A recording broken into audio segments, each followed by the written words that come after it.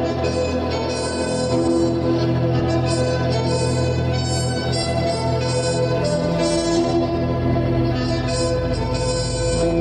and welcome to the latest episode of our podcast. My name is Chris McNutt and I'm part of the progressive education nonprofit Human Restoration Project.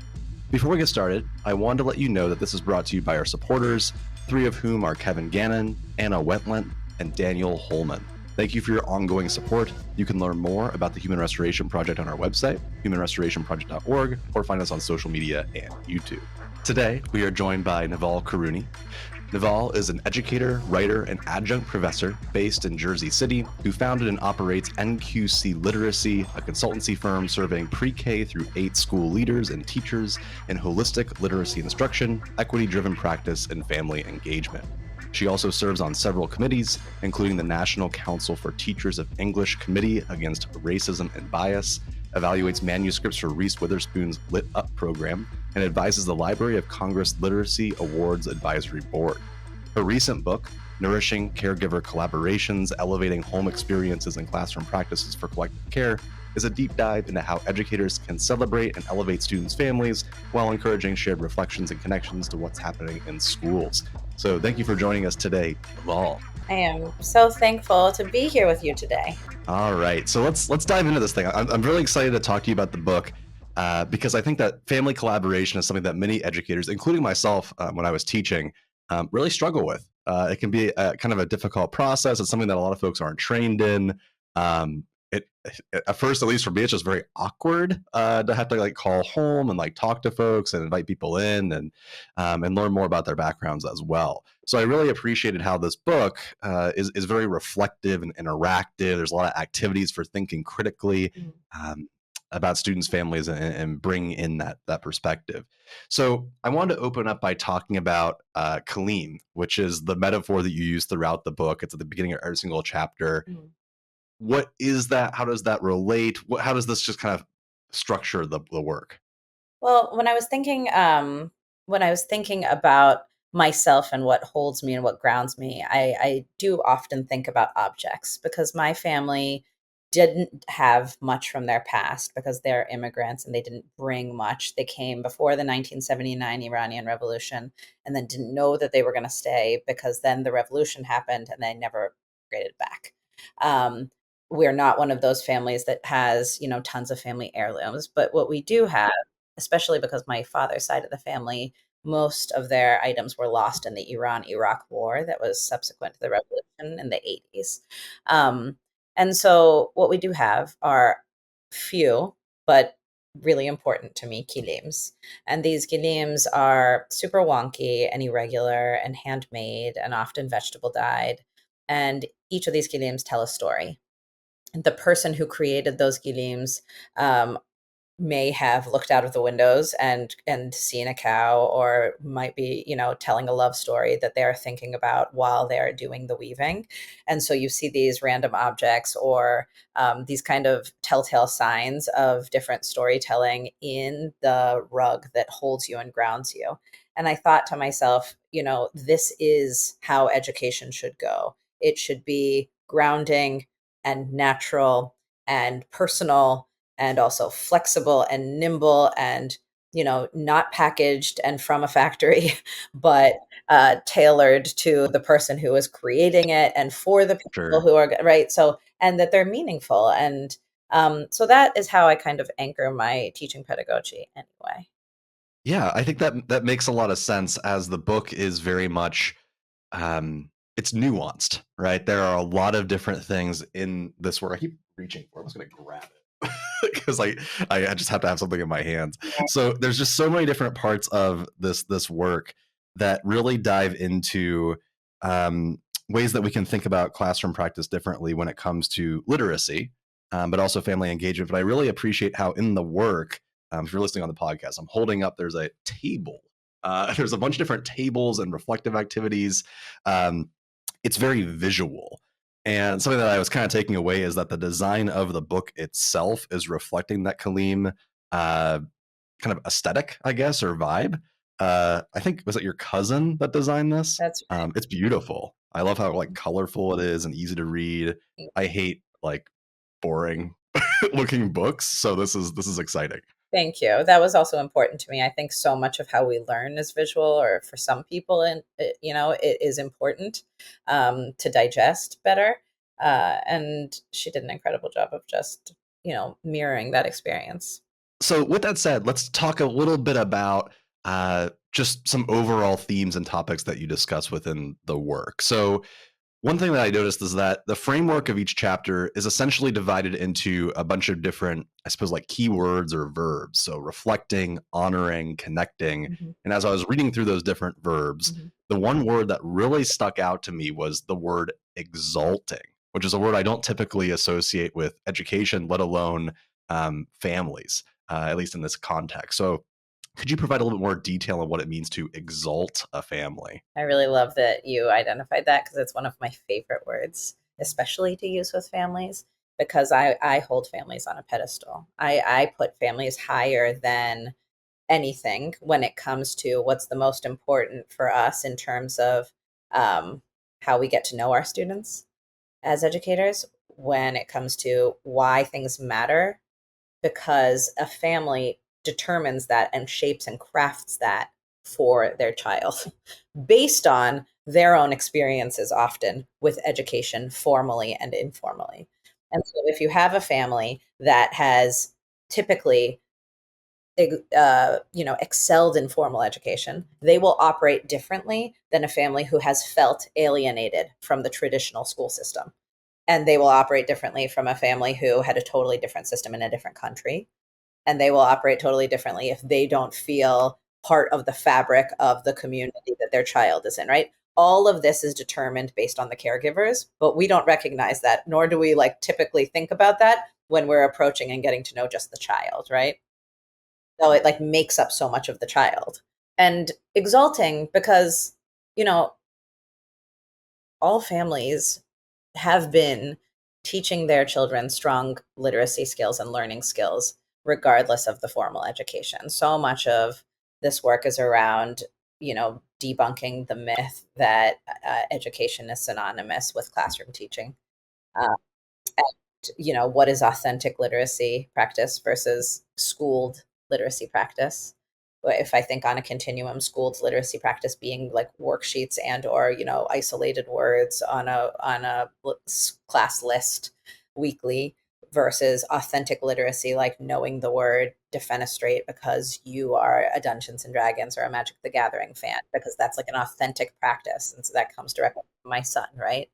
And so I think families naturally and authentically do this. And during the pandemic, I really recognized that because I was privy to so many family experiences on Zooms and watching families interact. And I realized that children and families were educating their kids the same way that teachers were trying to educate their kids, and that we were doing the exact same things, that caregiving and educating is actually synonymous. Yeah. Yeah. And in terms of debunking those myths too, I think it helps demystify the idea that sadly, it's sorry to take like a dark twist with this, but a lot of folks consider families to perhaps not be involved with education at all. Yeah, And as a result, folks don't reach out to families about what's going on in the classroom. And it just creates this almost cyclical doom loop that's right. where I perhaps was not that involved in the classroom because I feel like I shouldn't be involved because no one was reaching out to That's me. right. And then the educator says, well, I'm not going to reach out to them because they're not involved in the classroom. That's totally true. And we have so many preconceived notions and biases around families and their engagement levels, when really the truth is that we should redefine what engagement is, because it's not what we deem as educators to be involved. If a family is attending something, that doesn't make them an involved and engaged parent. If a family doesn't engage doesn't attend a report card pickup, it might be because they have 4 kids and they travel for work, or it might be because they're juggling multiple jobs and they have a sick parent at home as well. But we don't know and see every single one of those nuances. Instead, typically, accidentally, inadvertently, we write off families. And we say, that's a really, no, that family doesn't, that family, right? And so we kind of label them. And so a lot of it, the beginning of the book, it goes through thinking about your biases and thinking about your own stereotypical kind of like thinking frames around how families should look, sound, or act, and whether or not you have that in your mind, what you imagine a family who's very engaged looks like. um, and just like break that down completely. Just drop it. Yeah, it's probably just good advice in general for everything. It reminds me a lot of like Freirean style thinking of like what's the cultural capital, who's being policed in the classroom from like a student level, That's right. let alone at a family level. Kind of speaking of, I think it's a pretty good segue to talking about that you describe them as wars that families engage with school. And you talk about it in a variety of different lenses. And I really liked the labeling of these fearful, tentative, compliant, transactional, and toxic engagement. Mm. I don't even know where to really frame this question at, but I just wonder if you could talk more about what that looks like and what does that mean? Well, in all of my interactions with schools and families across the country, I realized that no, like you said, this work is so nuanced because no two populations are the same, nor is the teacher body and the population the same, right? And so this all was determined and based on how that shook out. If the teaching body was super different than different than the families, like how their relationships melded together was very based on um, whether or not there were similarities, differences, and understanding and empathy around the family situation. And so a toxic sort of engagement is one where families might demand things, um, and or families feel that they can overstep in agency, right? They can overstep in a variety of ways because they know best. This might be because they are paying customers in a private school. This might mean because they, you know the systems differently than other families, and so they're able to make demands. This could be in the climate of book banning. This can be in a variety of places, but there's a really kind of toxic back and forth between, some school bodies and the families. But then think about the families who just don't know. Like, think on the other end of the spectrum. They don't know what kinds of questions to ask. They don't know where they have the agency. They don't even potentially, families might not even realize that they can ask, like, what services are my child entitled to?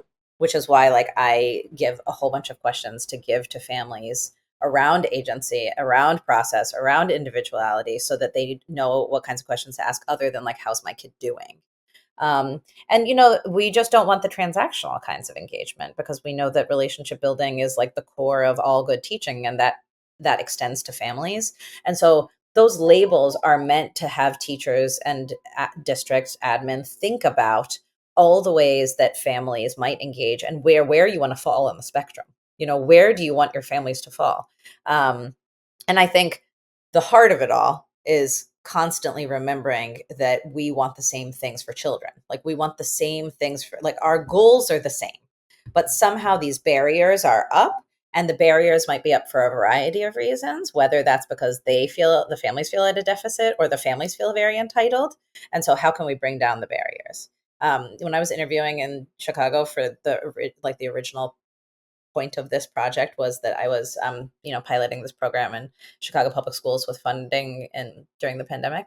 There were adults, like families, who told me, I don't want to sit in chairs that are too small for me and have the teacher stand above me and talk to me and give me the expectations for my first grader, because I'm a big bulking man. I'm not interested in sitting in a very teeny tiny chair. And even that dynamic was like, it created an environment that changed the way that those families wanted to engage in the schools. And so it's just meant to for us to think. Yeah. No, it's fascinating that you bring that up because it's very similar to the work that we're seeing on the ground. So, HRP, the way that we conduct a lot of our work is through empathy interviews. And part of that process is going into schools and having community focus groups or community empathy interviews. We'll bring in caregivers, family members, community members, etc., and talk to them about the future of education, how they feel about schools, etc. Yeah. And what we find is exactly what you're saying, that first off, everyone wants what's best for their kid. Like, no one's coming in and saying, that they want everything to be the way that it is. Right. They want to see more engaging classrooms. They want to see more hands-on learning. They want to see a lot of things that I think a lot of folks consider to be common sense. Yeah. But what's most shocking to me is that we work in a lot of, I suppose, very conservative areas. We work in a lot of very small rural schools, Yeah. and I'm always nervous as all get out. Um, both looking the way that I do, very nerdy, kind of liberal coded guy, Right. but also bringing up things like social justice work, DEI work, because it's part of what we do. Right. And I'm always nervous as all get out that I'm going to mention this and I'm just going to be run out of town and Right. that we're going to start talking about critical race theory or something random. Right. That's never been the case, fingers crossed. Right. Every single time, families will tell us, no, that's what I want for my kid. Right. And then they'll get into like the nuances of maybe why they harbor some problematic beliefs. Right. But it's nothing that we can't work with Right. in order to help their kids really have a worldwide lens, a diverse lens, folks that engage with empathy and kindness I love and more. I love that. Empathy interviews is definitely part of all of this. I love that. I think we don't do maybe enough as educators to just ask, to ask, to ask, to ask it. And there's not the space. Like there's often not space across the day, time, calendar, year. And so it's important to like think about when are the times where we can invite families in. I really encourage schools to not have the first parent teacher conference be parent teacher conference, but more it to be like a caregiver collaboration session where we're co-creating something, we're learning about the families, because those grades in quotes from the beginning of that session like is very snapshot and not useful, not as useful as knowing the families, knowing what their dreams are for their children, knowing what their like cultural background is and what they can contribute and what they do as a family and what literacy practices they already are engaging in as a community. That will teach you and tell you so much more about the child that will then be able to, So yeah, I love that. Yeah, I mean, as you said, it moves it away from being transactional, which kind of leads you into writing a book that almost feels insurmountable, which is about like how do we connect with human beings, and like which is like one of the most complicated tasks potentially that exists. Um, and that's a task that is partially trained. I mean, you can read about it, but also something that you learn by doing, because it does involve a lot of failure, I suppose. I'm glad Like, yeah, I'm glad that you brought that up because I do, family lab sites where I'm inviting families into schools and classrooms, and then, the teachers who I work with continue this. And every single time teachers will say like, but what if a family says something that like breaks my heart, makes me cry, or I feel uncomfortable addressing? We'll do things like draw neighborhood maps with our families or draw like, special place because draw a special place with your kid, you fill this page that then becomes part of the brainstorming, so families know then what the writing brainstorming looked like.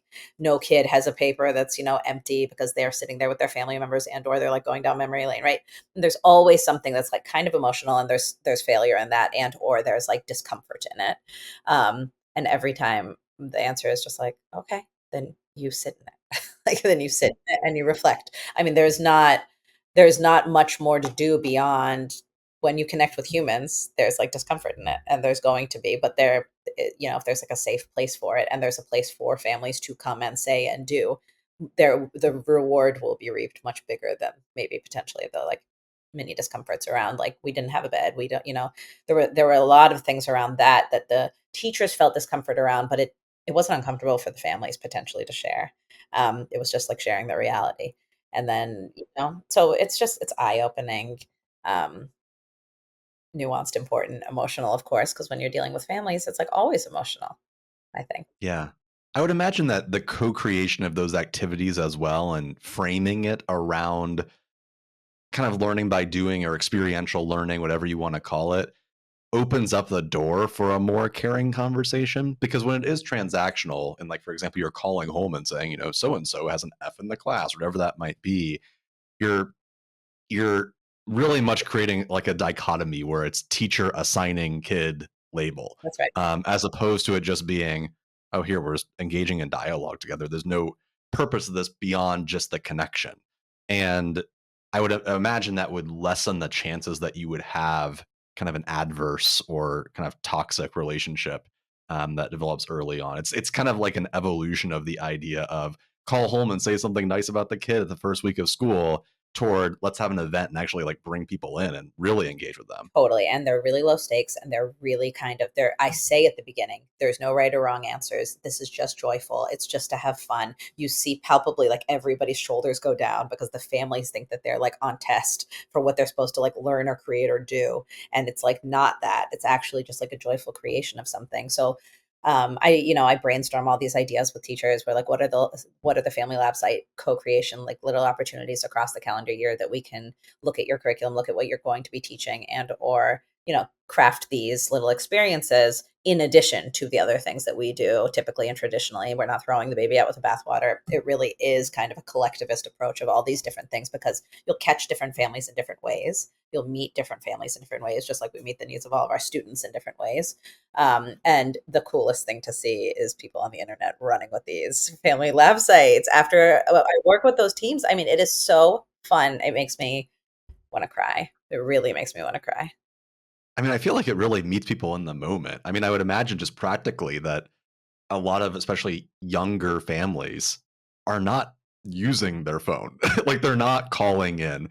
I can count like on one hand how many phone calls I make in any given like 3 to 6 month period. Right. We're connecting and like online, obviously, but also um, like through text and apps and just a variety of other means. And I would imagine that having those family lab sites um, helps just really make more transparent what's going on at school. That's right. Because like we know that the vast majority of families think that their public school is amazing, but they think that other public schools maybe aren't so great.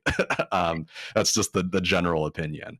But it doesn't mean that it doesn't hurt to have folks come in and see what are the practices of the classroom, because you are very much talking a lot about what I would describe as progressive education. Like you're talking about moving away from one and done grades. You're talking about moving by like through a process where kids iterate on assignments. And a lot of those assignments are more hands-on.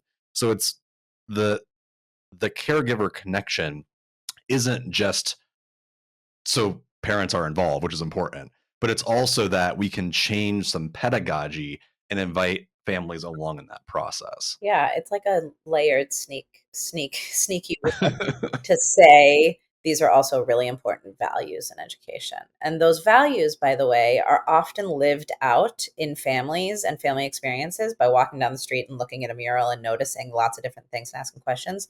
And if they're not, it's super easy to ramp that up and support our work as progressive and, kind of like thoughtful educators.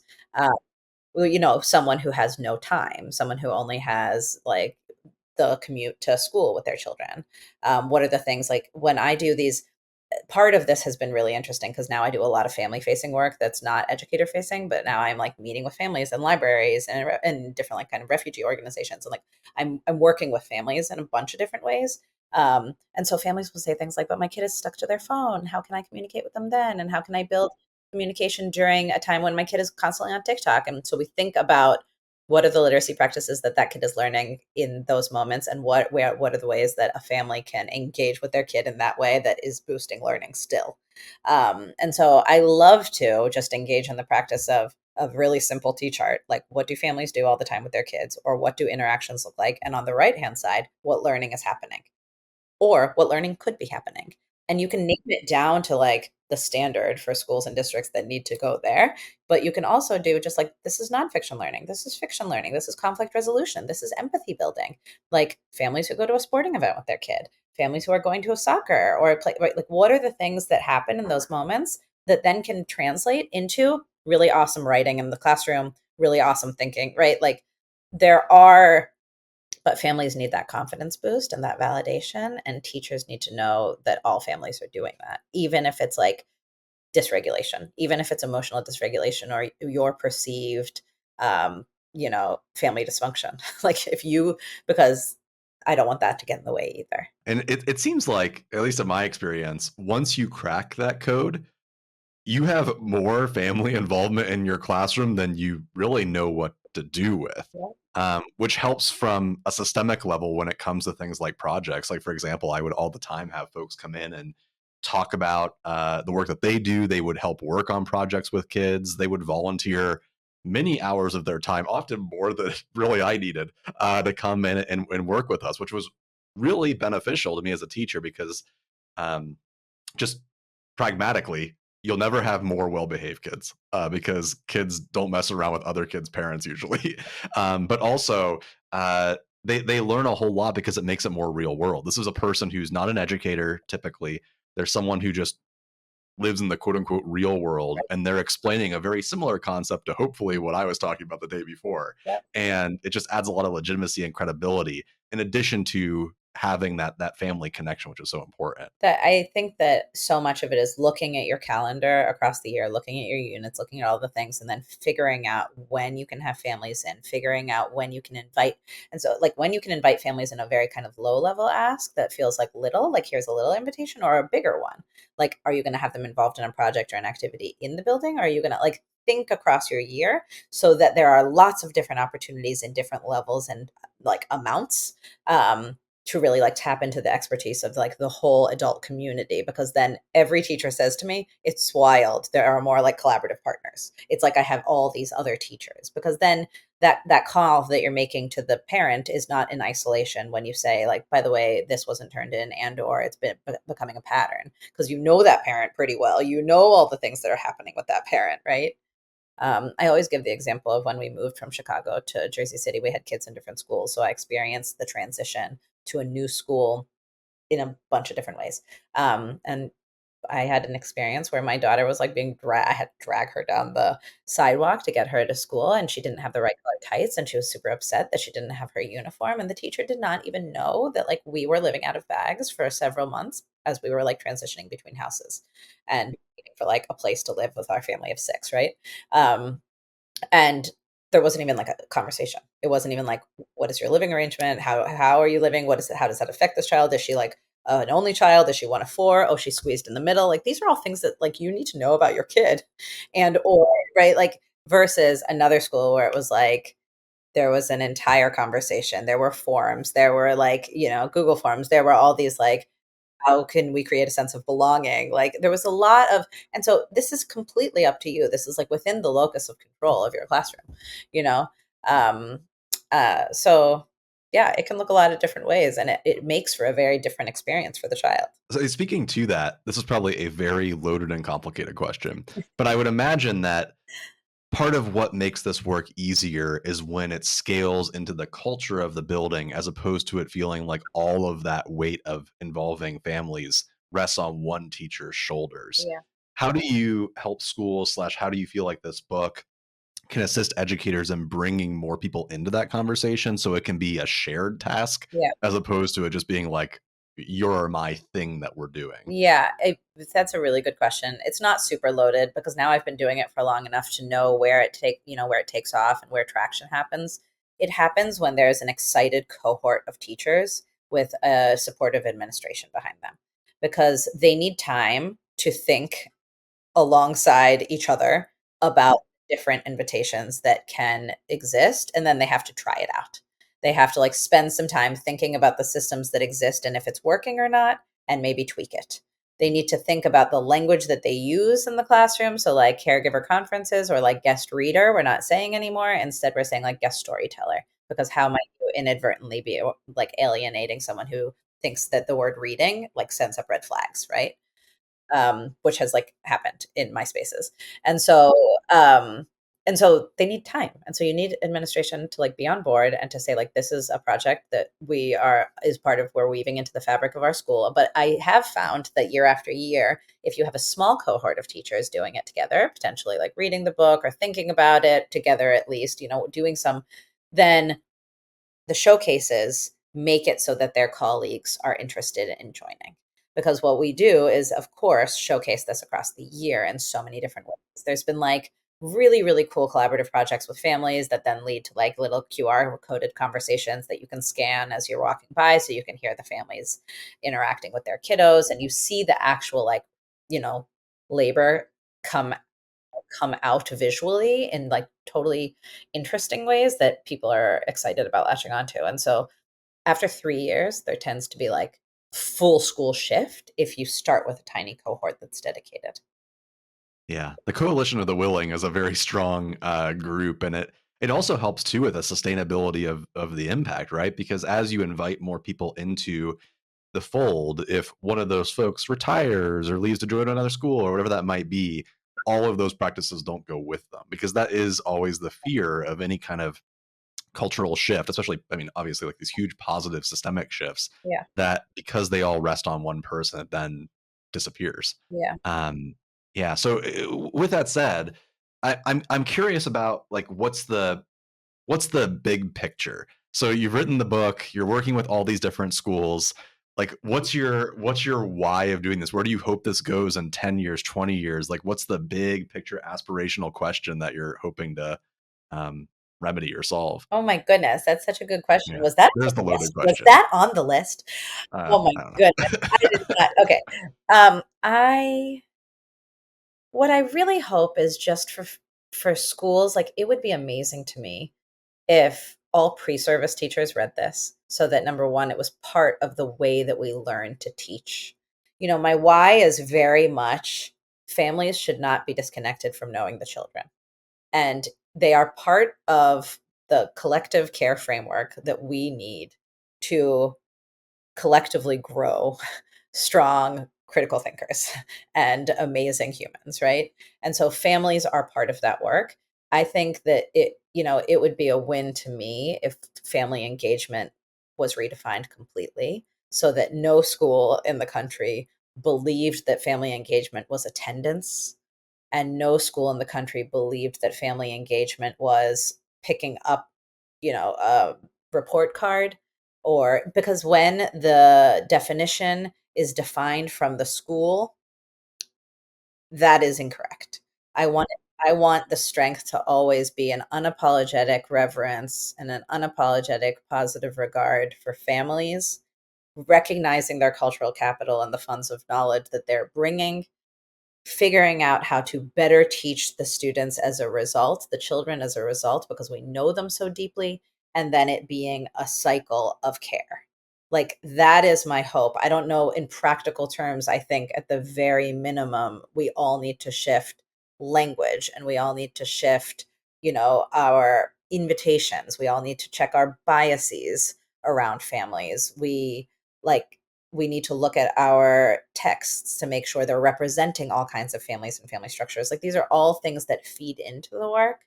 But I want it to start from pre-service. I want all teachers to know this, because it's harder when we're doing so much already, and then we're also saying, and don't forget families. That it's not an afterthought. It's not something to tack on at the end. It's not a checklist.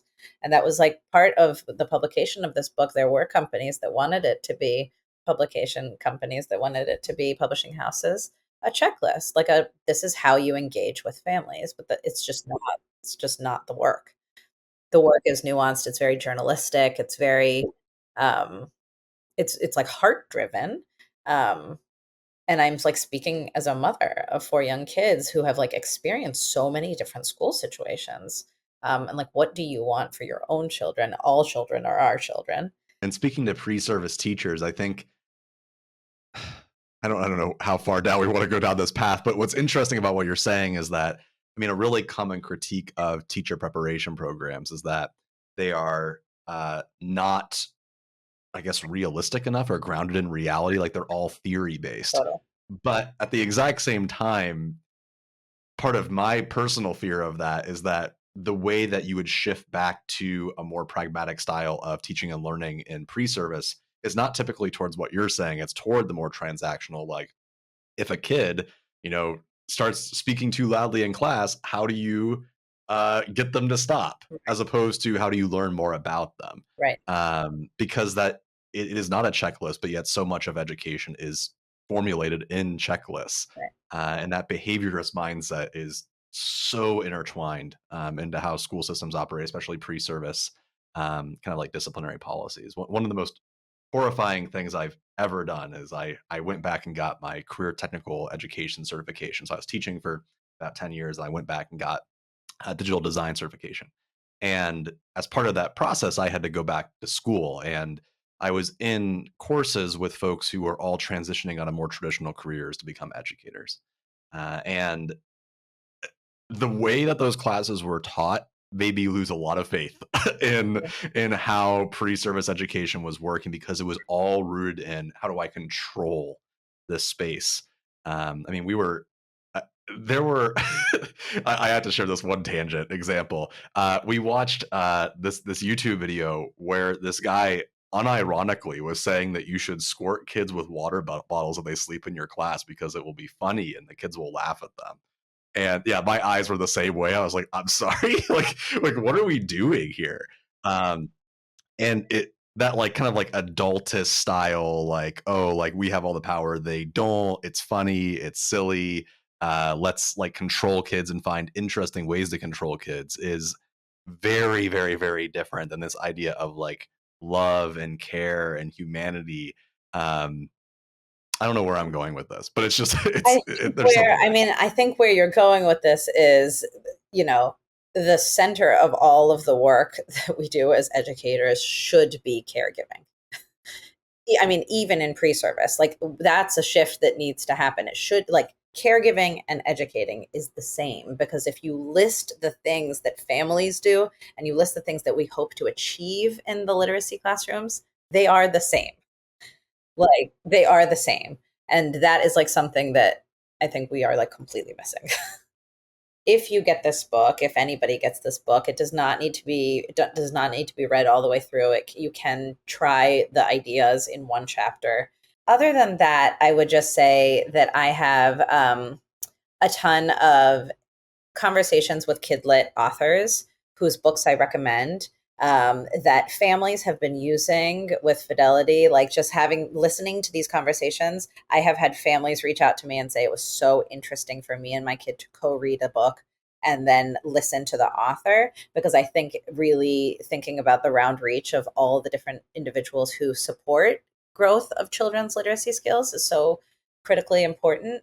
And so I don't know, just I would just say, like, my last thing is, don't disregard any adult in a child's like literacy experience. When we think about collective care, it can be the bodega owner, it can be the like spiritual community leader, it can be anyone who is there to debrief with the child, to talk through emotional literacy conversations. To all of those people contribute to the child and are valuable for then springboarding the same kind of learning that we're doing in the classroom. So I don't know. I really do believe in the collective. There's an entire chapter in the book on that. And so I thank you for interviewing me, because you are part of my collective. And that's it. Thank you again for listening to our podcast at Human Restoration Project. I hope this conversation leaves you inspired and ready to start making change. If you enjoyed listening, please consider leaving us a review on your favorite podcast player. Plus, find a whole host of free resources, writings, and other podcasts, all for free on our website, humanrestorationproject.org. Thank you.